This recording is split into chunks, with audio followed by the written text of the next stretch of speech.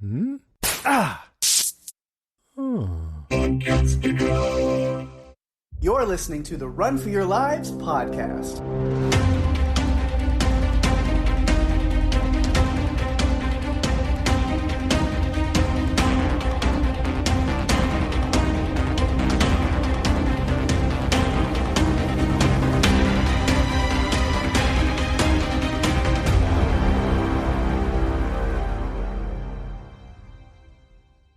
Hey everyone, welcome to the show. I'm Daphne. And I'm Pake. And this is the Run for Your Lives podcast. This episode is our Halloween special. Pew, pew, pew, pew, pew, pew. I don't have the actual sound effects. That's still not a thing I can do. Even though technically this is the first episode of the new season, even though you're getting it right after the look back.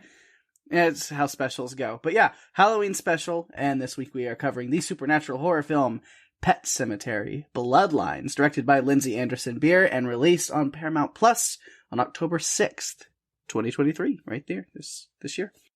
You know, I was thinking about this today. It's kind of like we're doing a triple dip, but we're not. Had but two we movies are. in between, yeah. Or yeah. 2 episodes between, yeah. But I feel like we are. I feel like this is like our first triple dip of a movie series, and I kind of like it. When we found out that this was going to come out just in time for us to do as our Halloween special, I think it was a pretty easy decision to go ahead and put it on the schedule because we'd already been in this world for those 2 movies that we did at the 89 and 2019 versions. It just seemed perfect timing to do this one. Yeah, and I think this one works the best when the others are so fresh in your mind. Agreed. Yeah, because there's a lot of things like, oh yeah, no, this and then that and connect it, versus if there was a lot of time between when we finally did this one, I would have been like, oh, I already forgot this or that or whatever. Although, I've got thoughts about this movie. I'm sure we'll get into them. Yeah, I definitely have some thoughts too. We usually chat a little bit before we start recording, and we didn't talk about it like usual. We were saving it for the podcast. Mm-hmm. Neither one of us really knows what the other one thinks of anything to do with this movie, so we'll be talking about it, pretty fresh when we start our discussion. Mm-hmm. So let's kick this off the way we always do with some production notes. It was filmed in Montreal, Quebec, Canada. Was the directorial debut for Lindsey Anderson Beer, who co-wrote the script with Jeff Bueller. There's no budget or box office info since it was released on Paramount Plus. It's 84 minutes long. Pake, bring us a synopsis. In 1969, a young Judd Crandall and his fellow townspeople band together to confront an ancient evil that has gripped their hometown of Ludlow. Yes, Ludlow. Yeah, it hasn't been named Murder Truck yet. No. Although I will say, and this isn't a spoiler, at the end, it ends with that truck going by. I did jump a little bit. I was not prepared for it. There was like 2 or 3 different instances of trucks in this movie, where they definitely gave a little nod to what this was. Even though they didn't play any kind of important role in this movie, they still were there, which is fun. Yeah. In watching this movie, I thought it was going to be something different, I will say right off the top. Yeah. I thought we were going to get Judd and his friends burying animals and people up in the burial ground. Right. That's what I thought we were getting. Yeah, I thought it was going to be a lot more of a... I mean, it was a origin story of Judd Crandall in a way. I mean, how he becomes the person who sits on his porch smoking, watching over the neighbors and what they do. Like, it is kind of... But, like, not as much as I thought. Like, I really thought we were gonna see, like, oh, does he, what is his connection to this place? Which, again, we do get some of that. But I don't know, it feels like a lot of really important things that I questioned or wondered about just weren't brought up or talked about. It just kind of felt like he was a different character. It didn't feel like the same Judd Crandall that we get in either 89 or 2019, where like, okay, you're like, okay, it's Judd Crandall. We see who he is, why he's still there, but it doesn't feel like an origin of how he is the character that he became all those years later. It just kind of felt like a very side story that could have been, you could have thrown anybody into that position and it would have been the same kind of story. There's a lot that was left that I wanted. As you said, the runtime, 84 minutes. And at first I was like, oh, it's a short one, so they're not going to bog it down with a bunch of stuff. And then by the time I finished it, I found myself, strangely enough, wishing it was longer because I just felt like they skipped and rushed so many things that made no sense, to where you're just like, okay, we got from here to here, but they jumped so far that I don't even understand why this would be the next step. Why would they already be doing this? I feel like they could have padded it out much more. I felt like they washed over or glossed over things, and there wasn't really a lot of depth. I mean, you knew that it was Judd, so you were connected because if you watched the other two movies or you read the book, connected to his character, you know who Norma is. All the rest of the story they could have fleshed out. I would have given it another half hour.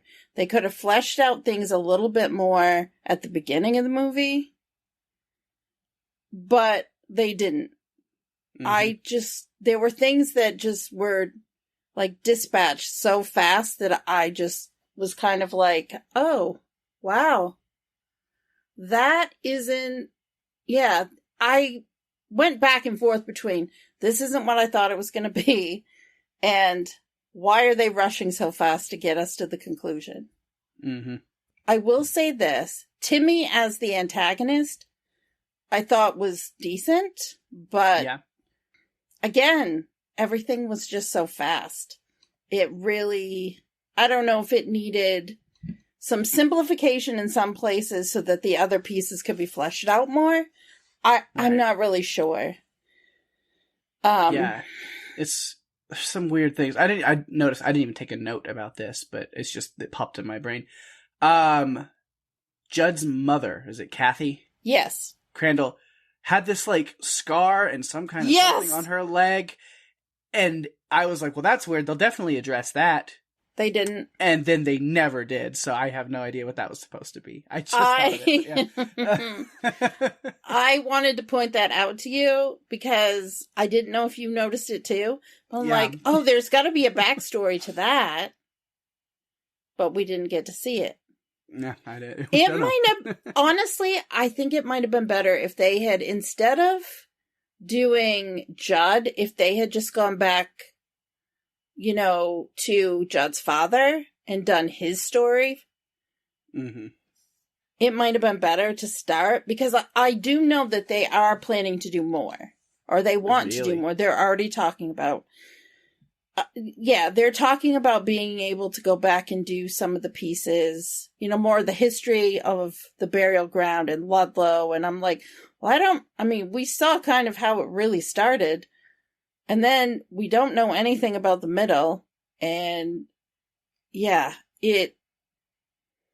were times I was scratching my head. I was just kind of like, this could be more. Why'd you not flesh that out just a little bit more? Yeah, there's a lot of things that are very confusing or questionable, where they threw something in for an effect or felt like it was supposed to be something and then wasn't at all.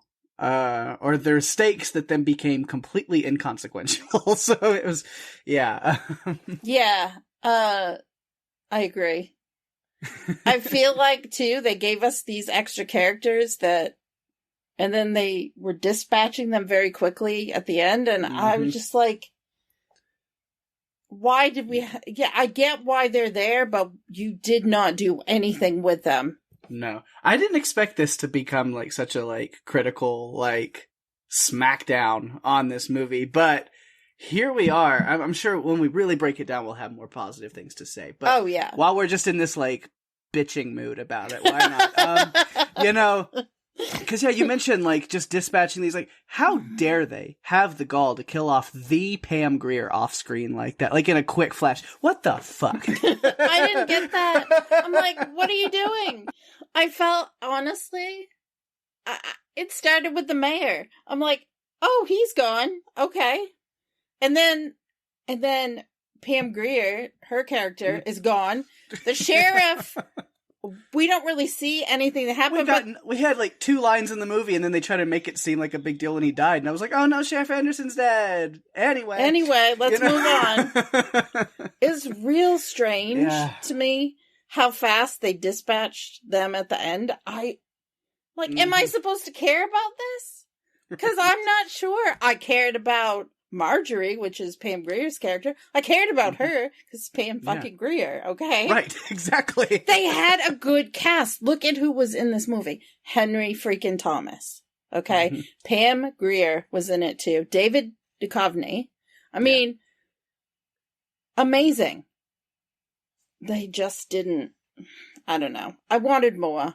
And again, I thought it was going to be something different. And I had even had like a mini spoiler because on my Facebook feed, it had loaded at one time. It said there was a title of a thing, Why Judd Crandall is the New Villain of Pet Sematary. And I'm like, is that what's going to happen? So I expected it. And when it didn't. Will I be vindicated? I'm like, oh no, pigs. I actually honestly thought to myself, oh no, I'm never going to live this down. I'm going to have to listen to this forever. And then when it didn't happen, I'm just like, what? What was that all about? Because of course I didn't go read the article because I didn't want to know. Yeah. But Facebook, I swear to God, there is something back there that knows what's going on because it feed things onto my page. Yeah. It's like, no, I don't want to know. Yes, I know I'm Googling Pet Sematary Bloodlines, but it's not for spoilers, so please don't give me any. And yet, I still get them. Yep. Yeah, I didn't get any answers or anything on that with Judd at all. Like, I jumping way ahead to the end of the movie, but as far as answers with that, I'm like, okay, so we end this with Judd and Norma staying behind in Ludlow. Because his new mission to serve others, which is like the whole point of why they wanted to leave in the first place, is now he's taking his dad's place as protector against this ancient evil. Which then I was like, okay, that's great. That shows where he was. But all that really does for me is make it even that much more insane and stupid, the things that he did in Pet Sematary. Like, I still need to know what A to B is to get to that. Like, what? Yeah, I want to know as well, because I'm not understanding how he gets from Judd, who seems intent on keeping everyone safe, to let's go bury Church in the ancient burial ground. Right. And can I say one more thing that I have to say because it's killing me? The barriers that were built to keep people out of there in the first 2 movies seemed to keep people out because they were tall, they were really well constructed. Whatever kindling they put together to make the barrier between the Pet Sematary, the deadfall, that would not keep anyone out, okay? No, so that's definitely between 69 and 89 or whatever, what year you want to put the other one into, depending on the storyline. Which I guess technically this is in the universe of the 2019 remake because they use shots of that from that movie. So, they did. I noticed that. So I assume it's in the same universe as that one. So then it would be till like 2019. So all this time has passed. Apparently Judd has definitely put in some work of making that thing a little taller. I'm glad. I'm really glad. I would have liked to have more of the Norma Judd relationship fleshed out a little bit. Mm-hmm. He goes to the house to rescue her and he's running around after Timmy and he doesn't, I'm just like, what are you doing? The house is burning down and you're not going to go see if she's here? Right. I'm confused. I digress. A lot of things. Let's do our usual character analysis before we discuss the entire movie. So we're going to do it backwards. Yeah. Because I feel like we're going on mini rants, which is wonderful, except that it's not how we construct this podcast. So, yeah, let's bring it back. All right. Well, let's talk about Judd Crandall. Obviously is the place to start. He's the main one here, which, we start, as I reverse bookend it, because I talked about the ending. But we start because Judd Crandall is trying to leave Ludlow, because there's too many trucks there, and he's sick of it. No, He's joining the Peace Corps with Norma, his girlfriend, which is a big through line that I will say some positive things about, is this idea of him being like this pacifist, kind of anti-war character. So is his father, or at least it's a good excuse his father has to keep everybody where they need to be, which again is a confusing. There's so many things that are confusing. It's like, okay, so he doesn't want Judd to be in Ludlow. So he keeps him from getting drafted into the war to make him stay in Ludlow, even though he wants him to leave. That doesn't make sense. It's basically multiple people say, well, your dad paid off the doctor. Yeah. To keep you from being drafted. But then also Dan's number one goal is to get Judd out of Ludlow so he doesn't have to become this protector against evil. So let him get drafted, then he leaves. I don't know why that's a deal.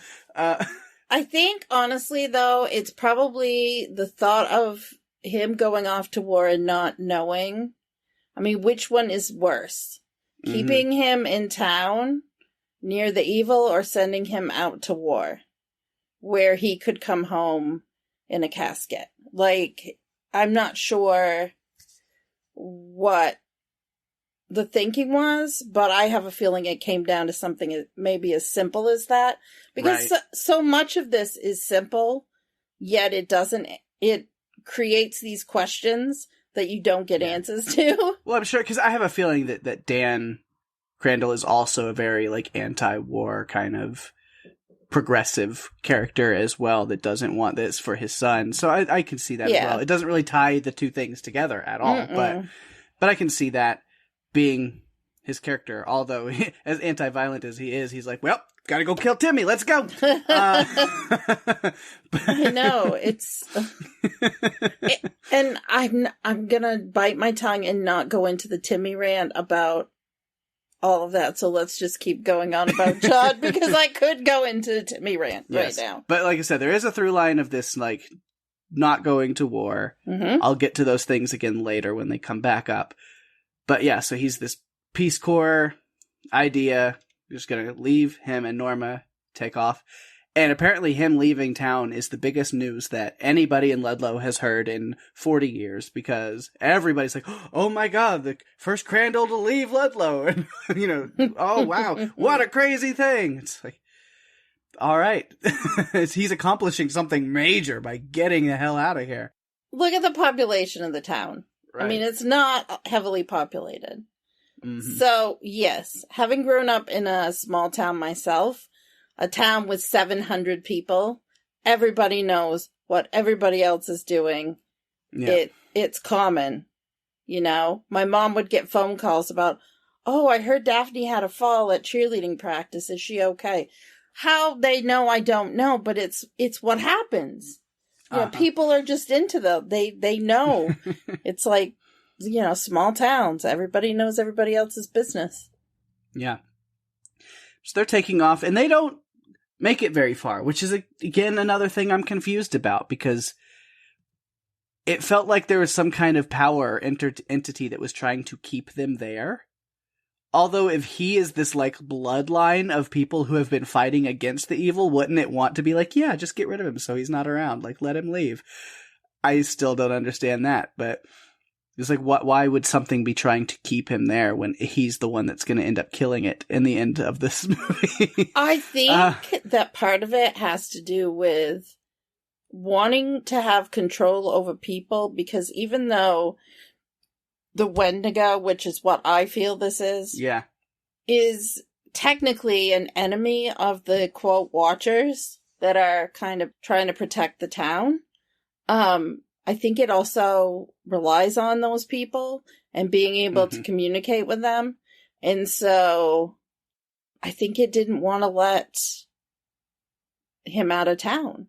It's kind of weird because it reminds me of movies like Children of the Corn, where people are trying to get out of, they're trying to not go to Gatlin, but yet all roads lead to Gatlin, and it's because of this supernatural force that is pushing them to go there. Yeah. So. Yeah, because they don't even get out of town and their windshield gets crowed. Then take long, they hit this crow, which then leads them to see Hendrix, the Baderman's dog, just standing right there. And he ain't quite right, I'll tell you that. No, he definitely is not. But I have to say, I love the name Hendrix. I think it's a great name for a dog or a cat or a ferret or an animal. So, it's going on my pet name list. I know you have your band name list. Well, I have a pet list of future names. Nice. Yeah, so they decide to take Hendrix back home, and things go crazy there. Of course, that was one of the truck moments, is when they are walking up to the Baderman home. I was like, well, it wouldn't be a Pet Sematary movie without flying big old trucks. Just right by. But yeah, kamikaze crows, dog bites. Something's really trying to keep Judd and Norma from leaving. Yeah, Hendrix decided to have a midday snack on Norma's arm. Mm-hmm. That looked pretty gnarly, honestly. It did. Yeah. And then they go to the hospital, they figure that out, and then, Judd talks to Manny, and he tells, Manny's telling Judd about, even Donna, which is Manny's sister, say, he's talking to himself earlier, he's got this list of names. He's just acting weird, and you said he was acting really weird with the way he just kind of stood there and watched as Norma's being attacked. And then it was one of the main things where they skipped ahead a lot of dialogue or consciousness of a character, because next thing you know, Judd is talking to Bill Baderman going something's wrong with Timmy. We gotta, it's we all notice that something's wrong. It's you talked about it for 2 minutes. I don't know if this is, it didn't pay off enough for everybody to be something's wrong with Timmy. We need to talk about Timmy. I didn't see enough of that for that to feel like that's where the whole town gets to pretty quickly. Yeah, the town didn't really know that Timmy was back. I mean, that seemed to be the big surprise. Mm-hmm. Which in a small town, that doesn't happen too much. But I have some Timmy notes that I think might shed a little light on some stuff, but we'll wait until we get there. And then going back to that through line that I was saying was kind of one of my favorite things, is Judd talking to Timmy, and Timmy having these lines about, oh yeah, well, you didn't get drafted to the war. It's because, you're a coward and you could never do that, and you can never be a warrior, you can never be a soldier, you just, piss your pants and run away, and all of these things, which again, it's this entity that Wendigo is speaking to him, kind of pushing at his buttons. But he has all those conversations, and then both Timmy and Bill Baderman are mentioning this. And since your dad's paying off the doctor to keep you from getting drafted, and it's okay, multiple people have been saying this. So then Judd confronts his father about this circling idea that, he's pushing Judd to leave town, but, paying off the doctor so he doesn't get drafted and all these things. And it's interesting because Dan doesn't admit it, but he definitely doesn't deny it either. No, yeah, there's that thing. He's you don't need to protect me, Dad. He's I do if you won't get the hell out of Ludlow. Yeah. The interesting thing about that was, after seeing Kathy's leg, I started to wonder if maybe there's something wrong with Judd that would come up if he were drafted, and they, would do all the tests, blood tests and whatever they do when they bring you into the army.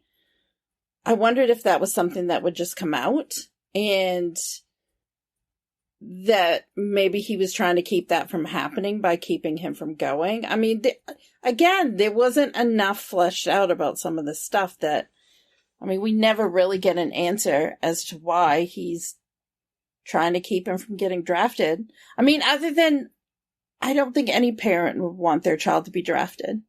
Right. That goes without saying. Mm-hmm. Yeah. And then someone or something watching Judd through the window. I mean, we assume it's Timmy, but he doesn't see anything there, and then Manny shows back up. But, you know, he bolts outside wearing nothing but boxers and boots, which, is that a new fashion statement? Or was it a new country song title? You go, baby, let me bust on out in my boxers and boots. It's the new country song, Sweeping the Nation. You gotta give me a second on that one, because I'm just... Yeah, Boxers and Boots is the new hit song off the Judd Crandall album, Why Are You Sexy? It's... That sounds like quite an album. I'm not going to buy it, though, because I'm not really into country music. However, it sounds fascinating. Yeah, which, why are you sexy? Such a strange line. It's funny, but weird when Manny said that. Yeah. But I liked Manny. Boxers and boots. He heads outside, checking out what's going on. And that's where he sees the little, like, the photograph with the burned faces in the road. And I'm like, Judd, this is Murder Truck Maine. You can't be on the road for more than 10 seconds. You know this. Right. Or does he know it yet? Because I feel like it's something he learns a little bit later. With Ellie and Gage. Yeah. Well, but he should know it by now, really. Right. Yeah, but he sees this, like, childhood picture of Judd, Manny, and Timmy with the faces burned away, and it's creepy. Doesn't really mean anything, but it's creepy, so we'll take it for that. Yeah, the creep factor was there. But yeah, and then they just keep forcing the plot a little hard for a little while. Again, mainly with Judd, you know, they skip over a lot of things that lead to the next step. You know, we're all worried about Timmy, something's wrong, and then this is happening to Timmy, so let's scout the Old Town records down at the church and get an answer. Like, there's not any exposition. It's literally just like, this is the next thing that the group of people need to do. So instead of like giving us a reason why they would do that, just let them say they're going to do that. You know? Oh, and the priest just happens to find these diaries from 1674? Yeah, 1674. Just happens. With I happened upon every answer they could possibly ever need. Yeah. Which leads Judd to go home and be like, yeah, I know something's going down. Getting his dad to tell him the truth about what's really going on in Ludlow. Yeah. Which there was some cool stuff within that. You know, flashback within a prequel, with these early settlers realizing that the grounds are cursed in this town, and the whole town is named after this like initial guy who died and was buried and came back possessed. If that's not a bad omen, like, that's on them for naming it Ludlow after that guy. It should have been like, no more dead people, Maine. But he was kind of a Zed, right? He was a zombie. He was eating a person. Yeah. I was just like, when did this become The Walking Dead? Right, but something in that journal, which that I assume, was that journal from Johnson? Or was it the priest or the reverend that was in that flashback? Was it his journal? I'm not sure. But we learned that is Reverend Josiah Crandall. Yeah. Yeah. Who knew that the Crandalls went back that far? Right. But he writes, whoever it was, whether it was Crandall or it was Johnson's journal, whoever it was, one of the big things that they write in there and becomes a through line of this movie, an important thing, is aim for the eyes, which that was new for this story. Yeah, we didn't have that in any of the other movies, and it is different from aim for the head, which is what we're used to with some of these creatures. It's aim for a very specific part of the head. I'm like, aim for the eyes. Huh. Okay. Yeah, it's like, that's going to be a really hard shot. Nobody's going to be able to make that unless it's Manny, who's never held a gun in his life, and then he's going to go 2 for 2, perfect score. Yeah, that was a little... Like, he's the best shot in the world. Mm-hmm. Yeah. Because he took out Donna with his eyes literally closed, waving the gun all over the kitchen, and he still managed to get a perfect shot. And then somehow also hit Timmy with a flare through a couple of trees, like, while pinned down on the ground. Manny, I know you're also like a pacifist kind of like peace guy, but you have a calling with guns. I'm gonna say because that's not natural. That's a superhero ability. It is for sure. Yeah, I didn't understand that. That was kind of one of those things that go into the theory of disbelief, I guess, or is this really... Am I seeing what I'm seeing because it doesn't make sense? Right. That. But then Manny even had more stuff. Like, they're reading all this, and he's like, oh, yeah, I know exactly what all this journal was talking about. I know this story. It's like, well, why didn't you fucking say something? It's great, because Judd doesn't seem to know anything about it. Right. But I like the line where Manny says, they called it a mouth because it whispered to those who are most likely to feed it. And I'm like, oh, like Judd? Mm-hmm. Or even Lewis Creed down the line. Yeah, exactly. But yeah, the founding families, I mean, we see them all come up, Ludlow, Washburn, Anderson, Benson, Bouchard, and Crandall, which, I mean, Ludlow, the town named after Washburn was Marjorie, his last name. Anderson was the sheriff. Benson was the mayor.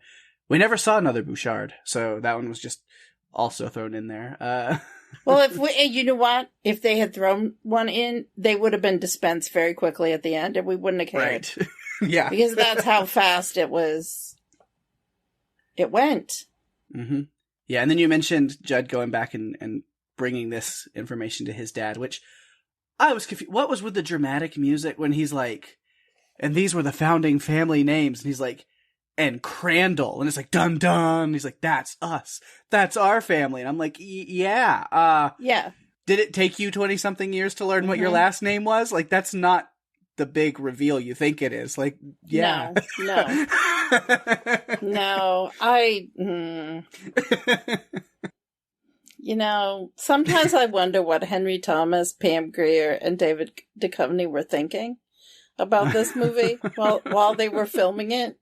It's like, Henry Thomas, come on, you've given us all... Okay, first of all, you were in E.T. when you were a child, and then you've been in all these wonderful Mike Flanagan things in the last couple of years. What made you decide that you wanted to be in this? Right. Because Yeah, I love Henry Thomas so much, but we'll talk about him later. I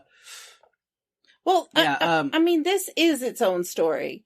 There were the parts about Timmy. Yes, Timmy is mentioned in the book. There is a story that goes with that. But all of these other pieces, this is not Stephen King's work. This was written. Yeah. So I do wonder what he thinks about it. I didn't look that up. I kind of want to know. If this is in the universe of the 2019 Pet Sematary, because I said there was some footage used and connections, then they definitely made one big error, which was when he is talking to his father and Dan is showing him the Pet Sematary, and we see the grave marker for Biffer, hell of a sniffer. And if we remember in Pet Sematary 2019, the John Lithgow version of Judd Crandall says that Biffer was his dog that was brought back to life and attacked his mother. Again. Yep. But if that was the case, then he would have already known about this ancient burial ground and what was going on. So that does not add up to this. It does not add up at all. And I had a note about that too. Mm-hmm. Tell me how that connects, because it doesn't. No. We can't connect the dots on that one. Yeah. But I'm skipping over some things just like this movie a lot, because we'll talk about Timmy and the ancient evil and all that later. But yeah, we get to this point where people are going missing. Timmy is on his killing spree. They know now, like, this is the evil that we gotta fight. Judd runs to the hospital to find Norma, but all he sees is sunflowers and then blood on the ground, spelling out farm on the floor. And I was like, oh, so that's the Wendigo's purpose. He's just trying to tell people to be self-sufficient for food and, grow their own crops. It's a great message to send people, but there's got to be a less violent and more positive way to communicate it. Yes. Agreed.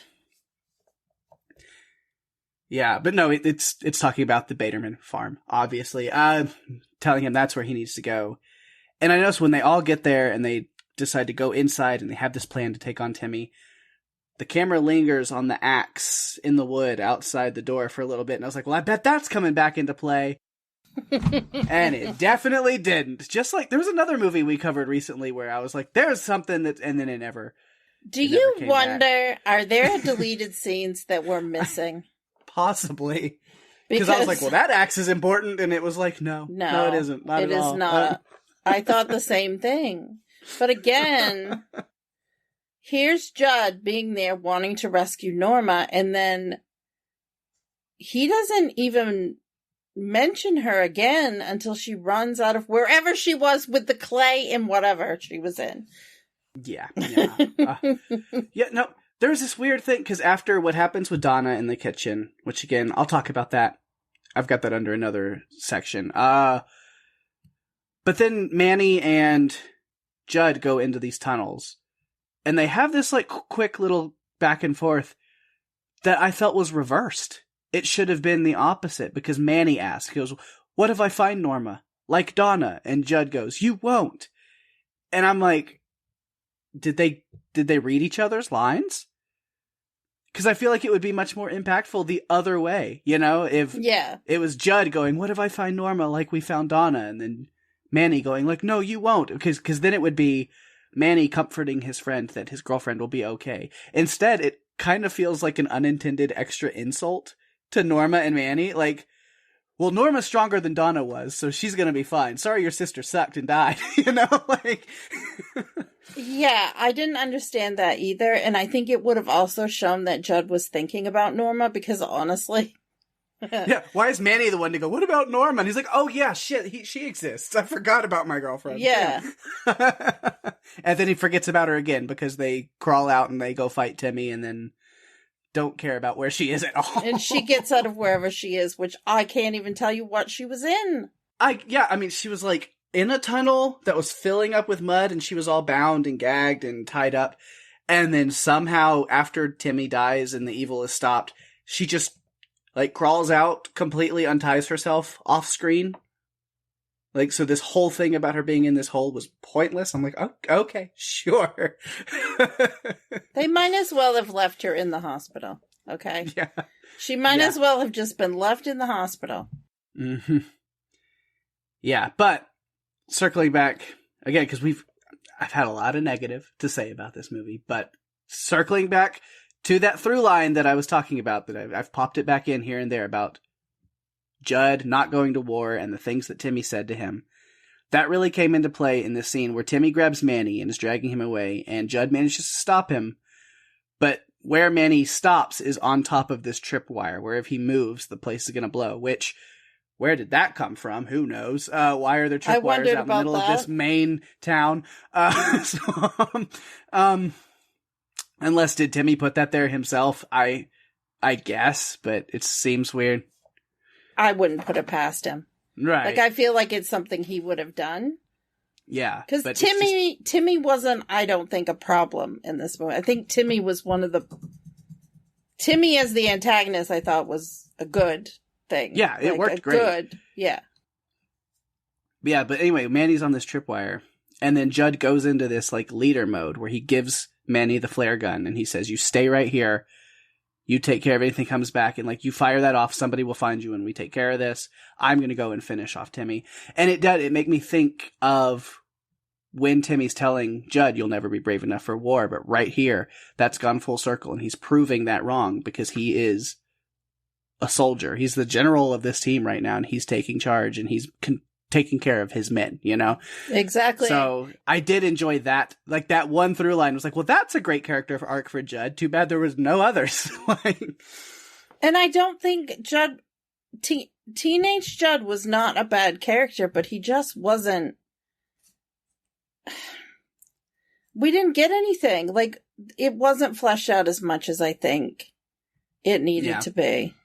But yeah, so that's really all I have, because then I've already talked about the ending and how it's like, well, we see where Judd ends, but I still have no idea how we get from that to Pet Sematary. Well, I feel like the ending was kind of like this curse for Judd. Like, this is his curse to bear now.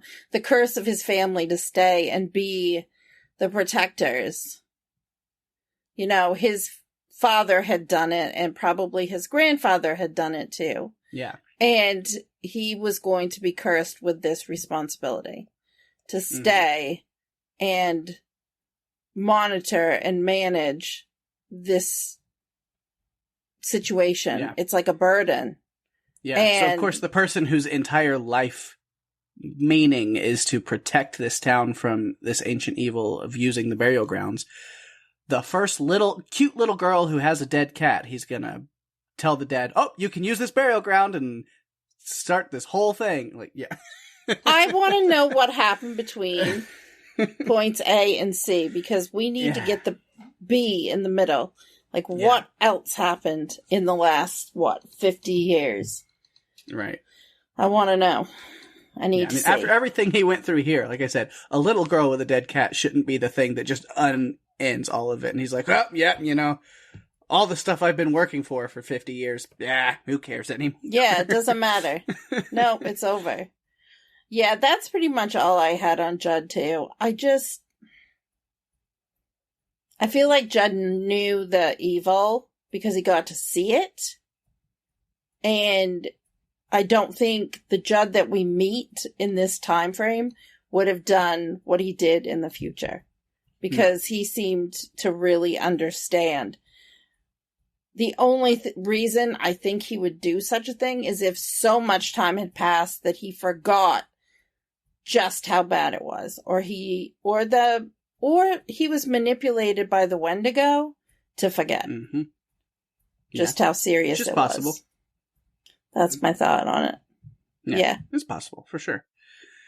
All right, well, next section to go into, I think. I mean, it's a short one, but Dan Crandall would be like the next. I don't have a lot to say about him. Yeah. Other than, like I said, Henry Thomas. I was like, oh, hey, close personal friend, Henry Thomas. Which, that is, for those listening, just to run for your lives here, if you haven't listened to Strange Indeed, first, shame on you. No, I'm kidding. But also, like, that is a Strange Indeed, like, inside joke. Me and Rima, every time we see Henry Thomas pop up in, like, a Flanagan series when we start it, it's like our running joke is, oh, look, our good, close, and best friend, Henry Thomas. Because it's always good to see him, but there is a quick tangent on that story, because me and Rima got to co-moderate a Haunting of Hill House panel at a convention, and Henry Thomas was on that panel.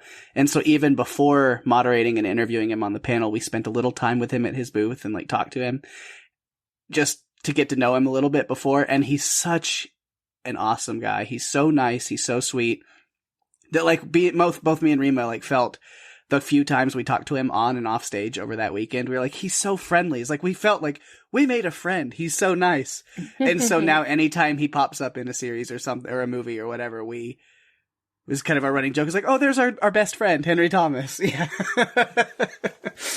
Because he really is such a great guy. So he's probably never going to hear this, but in case he does, cheers to you, Henry Thomas. You're amazing. I was excited that he was in this. Yeah. I thought it was going to, really elevate things. And I think his performance was good.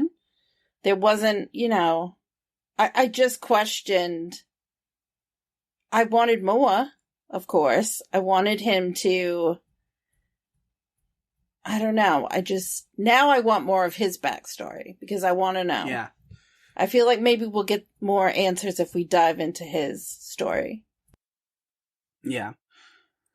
But yeah, because we learned, Dan had this responsibility passed on to him from his father, and now he's passing it on to Judd, which is, again, I think the driving force why he wants Judd to leave so badly, because he doesn't want his son to be cursed with the same thing that he has.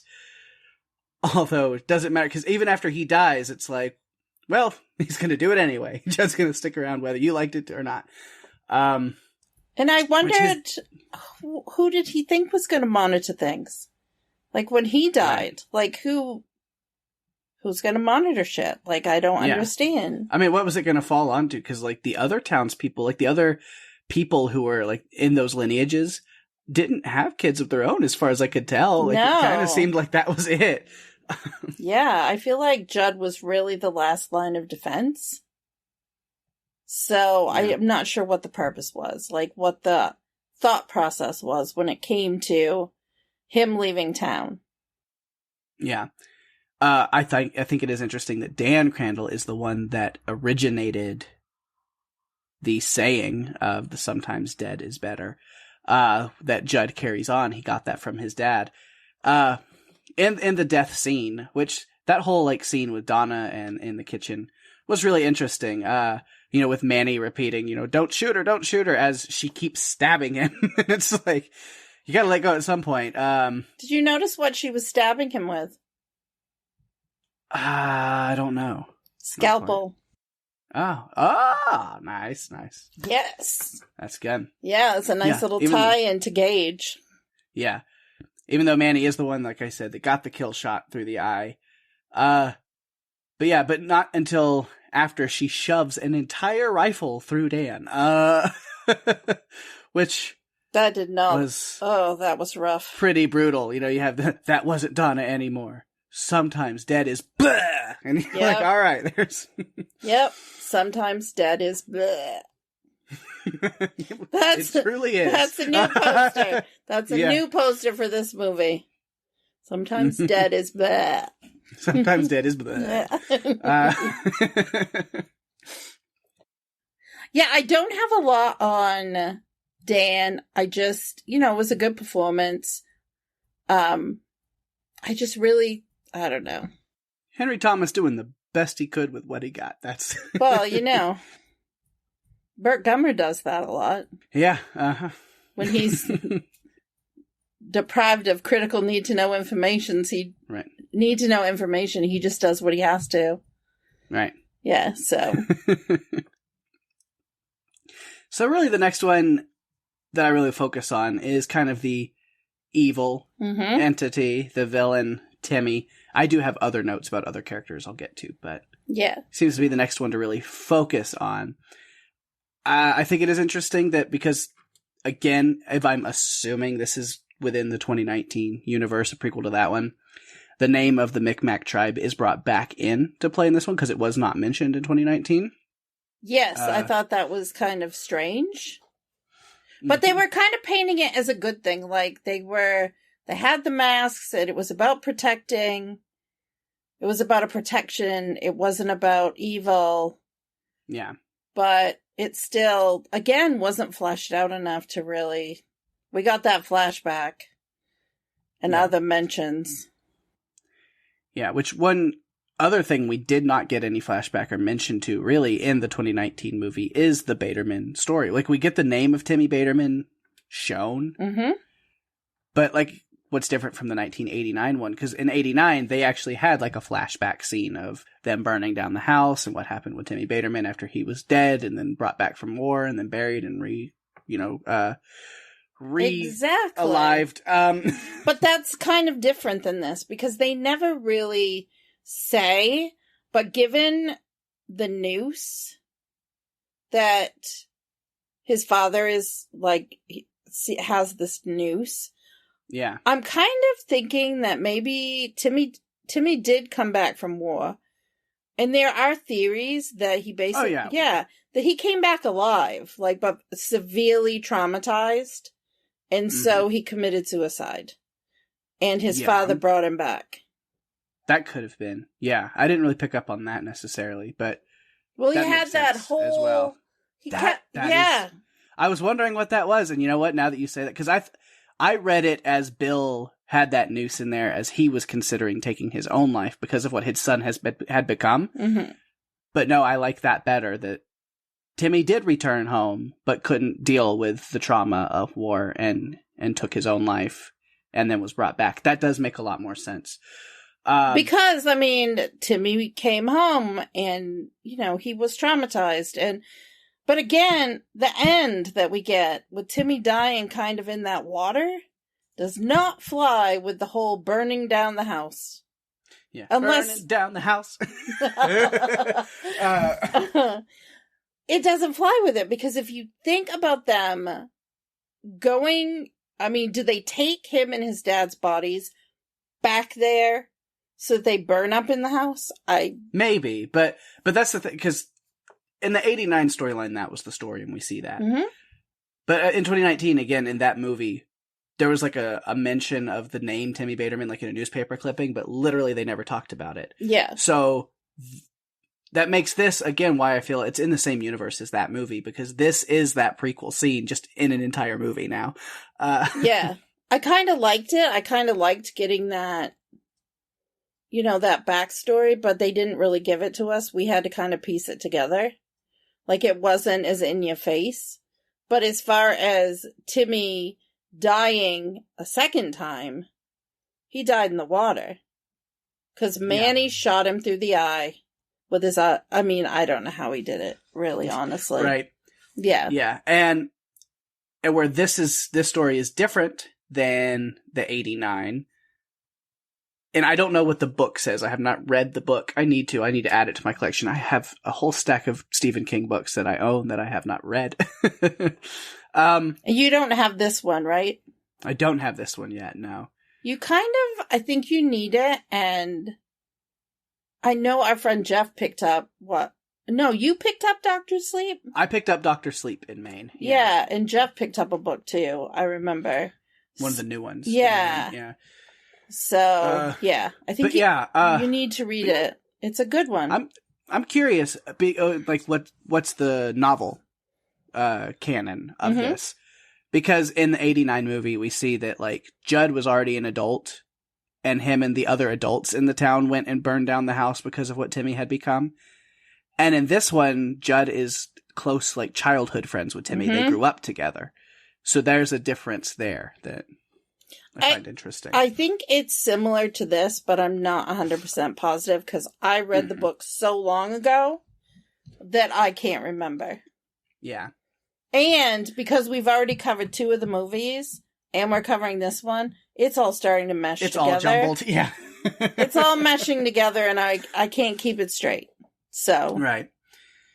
But yeah, so when Judd first sees Timmy at the house when they're dropping off the dog, I marked that he seems a little grave. But yeah, he's got this, as Norma's being attacked and the dog is just shredding her arm up really good, he just watches and stares with this little smirk for a bit before he does fire off the rifle to scare the dog away, but it takes him a little bit. And then we see him going back in, and he's got this blood-soaked Death Note name list. He's a regular Arya Stark with his list of names that he keeps repeating over and over. Yeah, I noticed that. But Crandall wasn't on the list. Did you notice that? It was, I think. I didn't think so. I didn't think it was on the list. I think so. I think it was Washburn, Anderson, Rivers, Benson, Crandall, Rivers. Oh, I didn't. But maybe not. Maybe I'm not going to go back and check and make sure. But I feel like it was on there, but maybe not. But then they have this kind of scene with after Norma, but then even we see with Marjorie, I guess like Timmy and his dog are just kind of like a tag team terrorizing people. Going around, you know, we get Wendigo White Boy Baterman and his partner Mad Dog Hendrix. It's sad for Hendrix because Hendrix wasn't like this in the beginning. Like, it was Bill went up and buried Timmy, and when Timmy was coming back, he kind of killed Hendrix. Right. Which is sad because that dog was cute. Mm-hmm. I loved that dog, and I have to tell you, I'm going into a mini rant about the dog. I have to. So the dog's name is Jellybean, and it's a 7-year-old red heeler, and the dog actually is deaf. Oh, okay. He has 2 Guinness Book of World Records. They call him the Brad Pitt of dogs. And he's got an upcoming, he's got a part in the upcoming Orphan Black Echoes series that's coming out, I think in 2024. Yeah, Jellybean is quite the dog. And I guess there was an understudy or a body double dog named Rugby, and the handler just basically said Rugby's not going to get to do anything because Jellybean is that awesome. Yay, Jellybean! I just thought it was cute. Yeah. I absolutely love the song Run Around Sue. It's in my playlist. It's a great one that comes up regularly. And then creepy ass Timmy Baterman's over here trying to ruin it for me crashing the party at the rivers, being all spooky and cryptic and shit. Yeah, it was so creepy. I really felt for Donna. I liked Donna as a character, like encouraging her brother to get out of town and move on and do different things, and Timmy had to shut that shit down. Yeah. I will give, I don't know, we got a long ways to go. Again, this is technically the first episode of the new season. We got a long ways to go before the next, look back special. But even then, I don't know if this necessarily constitutes Timmy being like a best character. We don't really give a lot of credit to the actors, the cast in those look backs. But I will give a lot of big props to Jack Mulhern here, who is the one playing Timmy. He nails that creep factor 110%. It is absolutely incredible. Bravo. Definitely my favorite performance of this movie is Jack Mulhern as Timmy. He crushed it. He was also great in a TV series that didn't last very long, like 10 episodes, called The Society. I watched it. It was actually pretty decent. But yeah, it didn't last very long. He played Grizz, so yeah, he was really good in that. Yeah, just like those scenes of him just like standing around in the swamp and staring off, and like the things like he just was really good. Or I think maybe my favorite horror shot of this movie is when Donna is home alone and hears the noise, and she's like, "Oh, is it Manny?" And we know it's not, because Manny is with Judd at the time. Yeah. And there's that little moment where she's investigating, and we see Timmy in the mirror before he shuts the lights off on her. I was like, yeah, that's a good one. That's a really good one. There were those moments that were really good. Yeah. I appreciated that. There were just a lot of things that were kind of... But Timmy, again, was one of the best parts of this movie. Absolutely. I felt like the actor, as you said, Jack Mulhern, did such a great job playing the part. And he was menacing, but also I felt a little bit of sadness, and I felt bad for him because I felt like his father brought him back for a selfish reason. And I just felt there was still just a little bit of him in there. And it made me sad. Yeah. Yeah, then the whole scene after that with Donna was just very intense. Him killing her, or stabbing her, chasing her through the sunflowers, all just kind of, appearing and grabbing her. I would say the evil incarnate Timmy is a speedy little guy, isn't he? He can get around very quickly. Almost as fast as Ellie Creed did getting from her house over to Judd's house. Yeah, it hasn't quite developed. The Wendigo possessed people haven't quite developed that level of teleportation powers yet, but we can see where it started. Yeah, this is how it started. For sure. Yeah, but yeah, and then Timmy drags Donna off to the swamp after killing her, and I was like, great, now there's another one. Cool. And then Manny goes back looking for Donna, which, sorry. She's too busy at the hospital right now murdering people there. Oh my gosh. She's not home. And then, Norma and Donna. Manny. I really did. Yeah.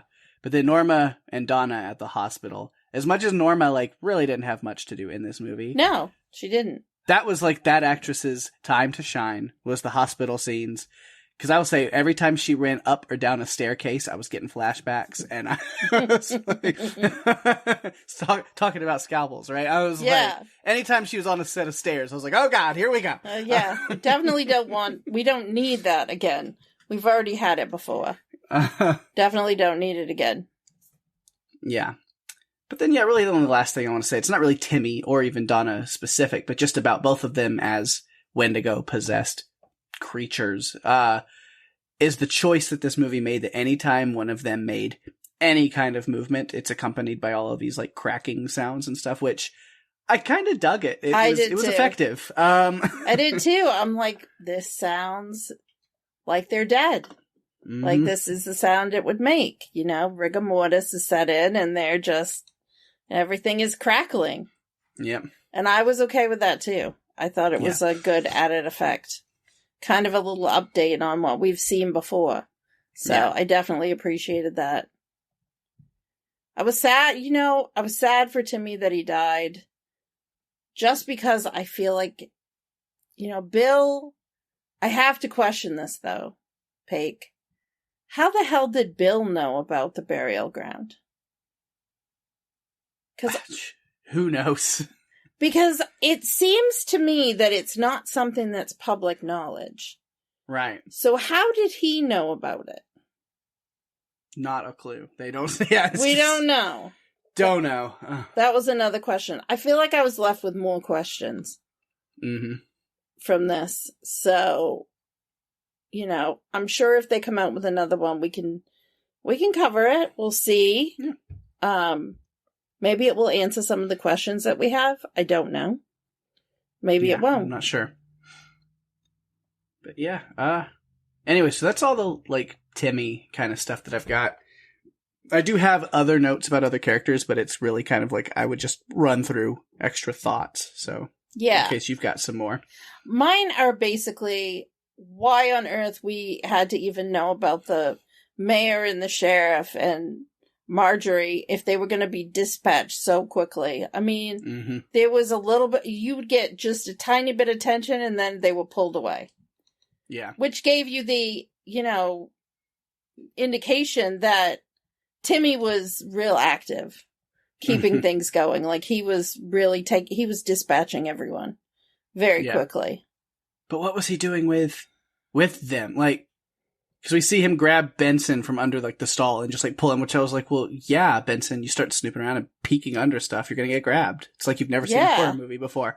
But then does he kill him? You would think, well, if that's what Timmy is trying to do, the entity is trying to do, wouldn't he have taken Marjorie and the sheriff and Benson and dragged them to the swamp and reincarnated them as well and added to the numbers of and maybe he did, and we just don't see that. Maybe if they make another movie that's a sequel to this one, that's what we see. Bring those characters back. I don't know. And that's what Judd is dealing with in the second movie. Right. Sometimes dead is better, or sometimes dead is better. Anything to bring back Pam Grier. I know. She didn't have enough to do. She didn't. I thought she was probably dead in the dog attack, but no, she took care of Hendrix. Mm-hmm. She went there. At first, when she first shows up in the diner... I had to kill the Baderman's fucking dog. Before she says that, and when she first shows up, and she's got the scratch on her face, and she looks worse for wear, I thought, oh my god, did he take her up there and bring her back, and now she's one of them? But no, she was just, she'd been in a fight. Yeah. All right. So yeah, any other notes? I hope that they do additional movies. Just for specific things. I want answers to my questions. But if they're going to do them and do them like this and not flesh things out, I think they need to rethink how they're doing it. Yeah, because as interesting as this movie was, it wasn't great. I'll be honest. I'm sure if anybody's listened to this episode, I'm sure they've picked up on the fact that we both probably don't think it's the best horror movie we've ever seen, by any means. Definitely there's not. a lot of faults. Was it worth watching once? Sure, absolutely. But I don't see myself really craving a rewatch of this one anytime soon. Yeah, no, this is not on my list. No. I think it was great to kind of do this triple dip thing that we did, even though the movies were separated by our look back special and Shrieker Island. But I don't think we need to revisit this again. I think it would be better if I introduced you to Pet Sematary 2 so you could see the wackadoo stuff that Clancy Brown does in that movie. I do enjoy Clancy Brown being wackadoo sometimes. Yes, and this, for sure. He is off the rails in that movie. It's actually might be worth it. But not now. And not probably in the upcoming season because we just have a really long list of good movies planned for next season. Yeah. Well, we'll take the Pet Sematary series and we will bury it for now. And I'm sure it will crawl its way back up new and alive in some form again in the future. But maybe it'll stay buried for a little bit. Yeah. Yeah. I hope so. I really, really hope so. Mm-hmm. But yeah, we'll see. So other notes for me. Like I said, I've just got some other little things. Manny and Donna, talking about them with, Manny, the other childhood friend of Judd. We kind of had that trio, which again, I wish that we would have gotten more about the history of the three boys. Like Judd, Manny, Timmy. Cause there's this real quick scene before Manny kills Timmy where it flashes back to the three of them as kids in the treehouse. And it's oh, so it would have been nice to get some more feeling of their relationship. Cause we didn't get any of that really. I think so too. I think they could have built this up a little bit more. Yeah. Maybe not had it so, I don't know. Maybe not take out the town, protectors. I don't know. If I could have redone it, I would have done things differently. Yeah. But yeah, Manny and his sister Donna staying together. She's an artist, has kind of a way out of town. She talks about this place in Buffalo inviting her to do this, art show, and she has an opportunity to leave town. Sad that didn't happen. Manny does get out, though, and I think what we see at the end is Manny taking her art with him. So that's nice. And he flips off the sign as he leaves town. Loved that. I'm glad that he got away, because looking at everything that they went through, I'm glad at least one of them got out. Yeah. Of course, while they're together at the the beginning of the movie, nature's being weird. What with the bleeding sunflower and all, which again didn't get any answers for any of that kind of stuff. The spirals and stuff showing up in places I don't know what any of that was about. I do wonder if it was some sort of connection to that land. Cassidy, I do wonder if it was somehow connected to that land, or the land being close to the burial ground. I don't know. Or maybe it really wasn't there. Maybe it was the Wendigo playing tricks on all of us. Yeah, who knows? But then he trips while inspecting that flower and impales his hand on something, and that really doesn't seem to be that important, other than it gets him at the hospital to talk to Judd later, which was weird. Not the best writing one to the other. Okay. I do like talking about them, Donna mentioning the occupation of Alcatraz, where they're talking about, you go out and do something. It says, meet up with our aunt or something like that. And there's a lot of these, what was it? The, American Indian movement, where she talks about them going to Alcatraz to try to take it back. And that did happen in real life, right there in November of 1969, that same year that this movie is set. And was quite successful. And so that was a fun thing. I was actually at Alcatraz last year, got to go and visit. And they still have a lot of the graffiti and stuff that the native people had put up there and stuff with, this is our land, stolen land, Indian land, things like that. A lot of the graffiti is left up. It's very historical from 69 from this movement. And there was actually a whole museum set up there in Alcatraz dedicated to that movement. And it was really cool to see and learn about that stuff. I had not known about that until last year when I was at Alcatraz. And then to see it brought up in this movie, I was like, oh yeah, that's something I've experienced now that I've actually seen. So that's cool. That is cool. Yeah, Donna has the dreams that lead her to make the animal masks. And then Timmy's telling her they won't protect her. And I was curious to see where that goes. And it went nowhere. The masks were not important whatsoever at all. Again, why are they even in this story? And there seems to be not really any importance. Super shot Manny. Let's see. Another thing that's just kind of weird is Mayor and Marjorie all know about the Wendigo and the methods. Again, it's been passed down to them family, the generation. But the fact that they're just they start talking about isn't Timmy being weird? And immediately they're well, that's definitely what's happening. We just know, telltale signs with, after he confronts her, quoting her dad's suicide note to her and stuff like that. They're classic Wendigo behavior.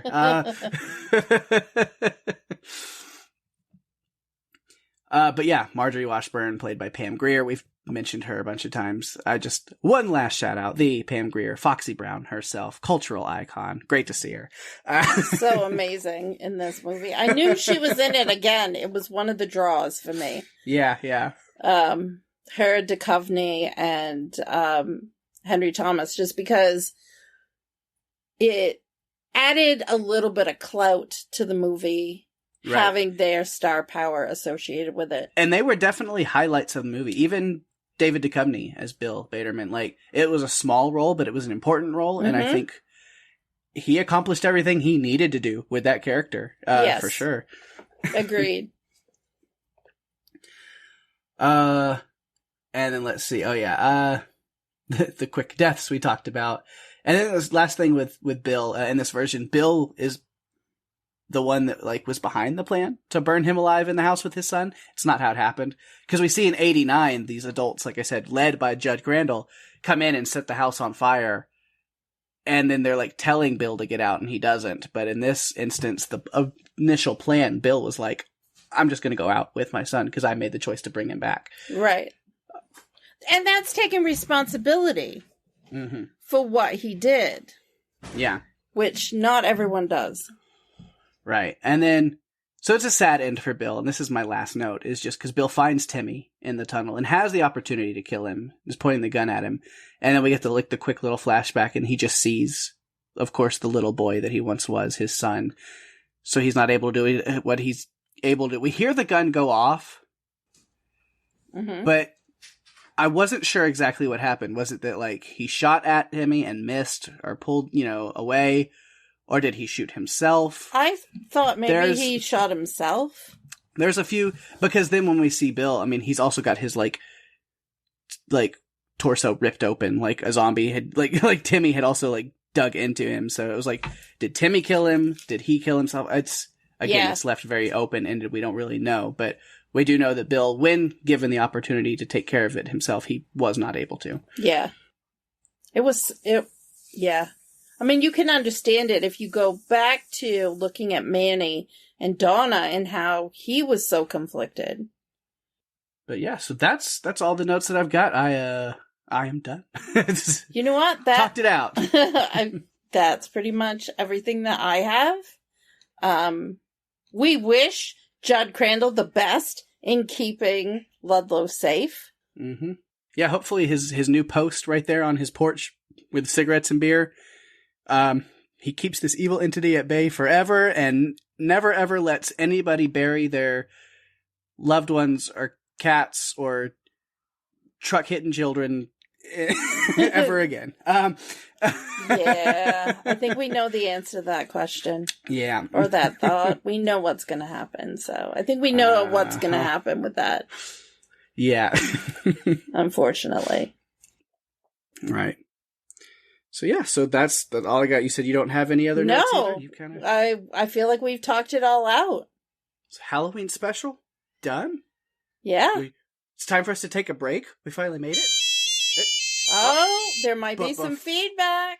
Before we leave on our break for a little bit, we definitely want to hear what maybe some people had to say about this one. So, let me get it. All right, we do have a lot of feedback this week, but of course we're going over a bunch of different things. We got several different things we have feedback for. So I'll go ahead and start off with what we have right here for this episode, our Halloween special, Pet Sematary Bloodlines. And the first one coming from our friend Alma, who says, "Wow, I really liked Bloodlines way better than the remake, which I think is trash, and the original Pet Sematary 1 and 2, which I thought were alright. As far as Judd succumbing to the evil, I never saw it as that. Judd only told the doctor about burying Church because it was just a cat, and he didn't ever think he would go on and bury people up there. Anyway, I thought Timmy and Donna were super creepy, and they did scare me. Oof, and all of the founding members of Ludlow met their demise." Thank you, Alma, for your thoughts on the movie. Yeah. It's good. We got a little bit of positivity injected into this episode from her, so that's nice. It is, because Garrett sent in the following. Pet Sematary Bloodlines is terrible. End of message. That's it. Short and sweet, to the point. Sometimes it's easily said in 5 words. Yeah.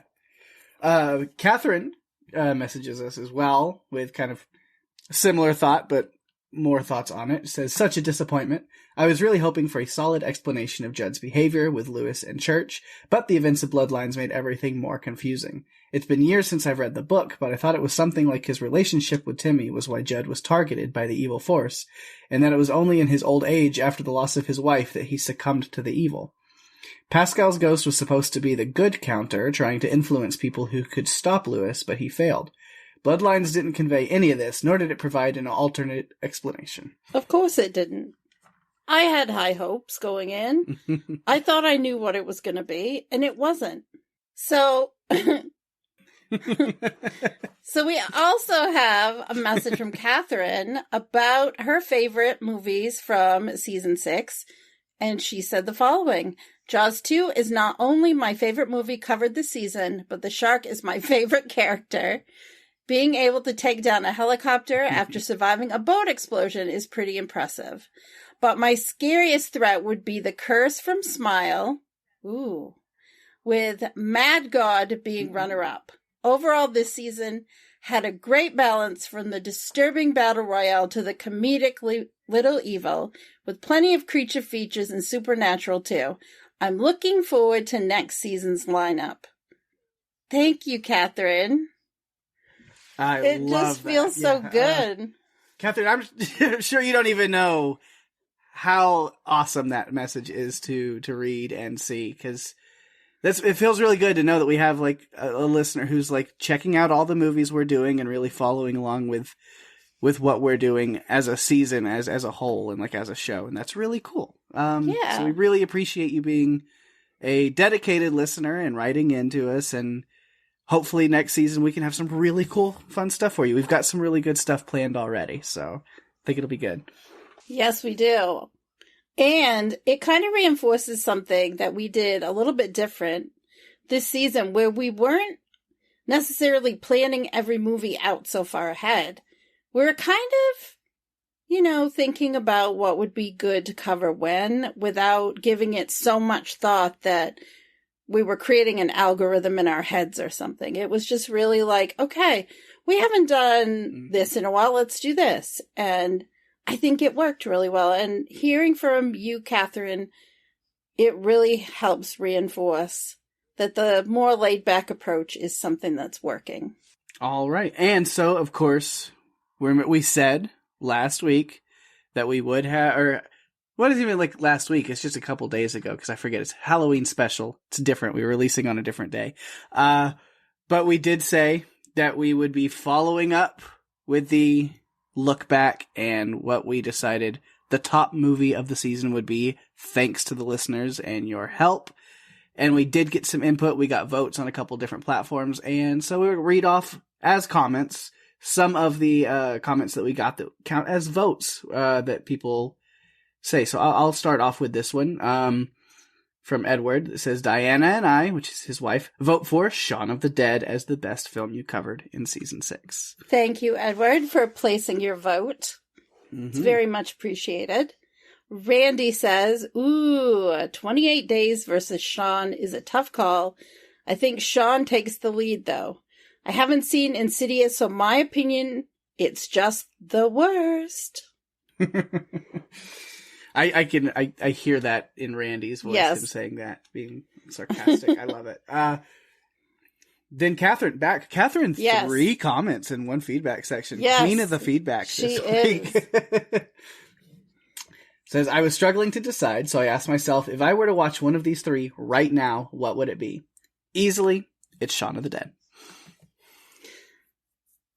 Tony says, both 28 Days and Shaun are excellent movies, so my vote is for either one of those. I never liked the Insidious movies. Oh, you're breaking Pake's heart. But I know they were popular. So, we have an official winner for movie of the season. Pake, do you want to let folks know what it is? Yeah, well, as you saw, or you heard, as we just read off some of those, plus other votes and stuff that we got, it's official. Season 6 best movie award goes to Shaun of the Dead. Yeah, for sure. Yay! thank you, listeners, for helping us because we could not decide. No. And a reminder for if you didn't listen to the Look Back special last week, or if you just forgot. Again, I keep saying last week. It's just like a few days ago. But yeah, either way, if you missed it, or if you want a little recap, oh yeah, we will go through. So Shaun of the Dead is the best movie. We had Mad God, winner of the best episode. We had Sebastian from Bird Box Barcelona as the winner of main character. We had Shogo Kawada from Battle Royale as the winner of side character of the season. And the top threat of season 6 went to the Lipstick Face Demon from Insidious. Man, that sounds like a pretty amazing awards ceremony. Yeah. There was some good winners. And again, I think probably sometime in this next season, as kind of like an easy episode to do while we have, because we always have travel things coming up or different things at different points of the year. We try to find some easier episodes to throw in there. I think one we need to do, I mentioned it on the last episode, is go back and find these first 4 seasons before we started doing it this way and picking actual top 1 winner that gets the award to where you can build our Hall of Fame, our award winners. I love that idea. It's funny how we've just come up with different things to do as we've gone forward in this podcast and now are through season 6. We just keep coming up with these ideas that are just fun. Yeah. Well, I'd like to invite you to submit your feedback, but guess what? We're at the end of the season, so there's really nothing to submit feedback on. But hey, we always love to hear from you, for sure. Yeah, we'd love to hear from you. If you have suggestions for movies, we have some on a list. Nothing is planned, but they're on the list. You are welcome to send us your suggestions. You can email us at runforyourlivespodcast@gmail.com. If you are enjoying the show, tell your friends. In the off season or the off month, we have tons of episodes of a back catalog for anyone to check out. Maybe Catherine can recommend one for you to listen to. We are available on Spotify and Apple Podcasts, pretty much all the other podcast players, including YouTube. You can go to runforyourlivespodcast.com for all the links you'll ever need. And please give us a review on Apple Podcasts, as that is the best way to share the love and get us out there even more. We really appreciate it. Absolutely, we do. And of course, speaking about sharing the love, gotta give some shout outs to things going on in the podcast universe around us. My other podcast, Strange Indeed, me and Rima still going strong with The Fall of the House of Usher on Netflix. Mike Flanagan, living in the Flaniverse. It's where we thrive. We love it. So, yep, it's been great so far. We've released our first 2 episodes. I've already watched episode 3, and I cannot wait to talk about that soon. It's gonna be fun, for sure. We'll be recording that. Well, as you're listening, we'll be recording it today. So hopefully it'll be up tonight or tomorrow if you're listening to this on release day. So definitely keep an eye on Strange Indeed, as well as Rima having Greg and Wendy alongside her to be covering this new season or series if you're in the UK, of the Great British Bake Off, or Great British Baking Show. Again, depending on where you're at watching it. They've been going through that and having a blast with that. So if you're a fan of Bake Off, definitely check out their coverage of those episodes as those come out as well.